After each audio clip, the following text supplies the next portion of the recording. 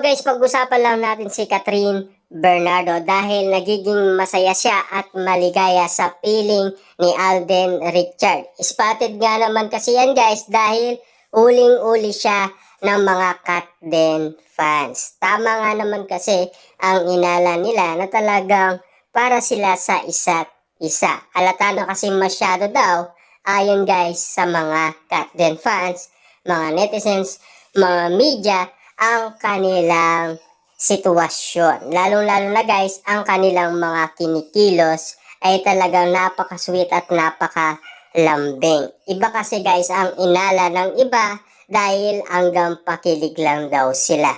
Pero siyempre guys, ang kapalaran ng tao, hindi natin mababase sa anuman sitwasyon. Dahil alam naman natin kung sila ay nagmamahalan, hindi natin kayang talunin yon dahil sila lang ang pwedeng makapagsalita sa atin na talagang sila ay para sa isa't isa. Kita naman natin guys, seryoso si Alden Richard sa panliligaw umano kay Catherine Bernardo at napakasaya daw ni Catherine Bernardo kapag dumadalaw si Alden Richard kay Catherine Bernardo. Siyempre guys, no, kaligayaan yan ng babae na talagang todo kang sumuporta at todong magmahal ka, diba?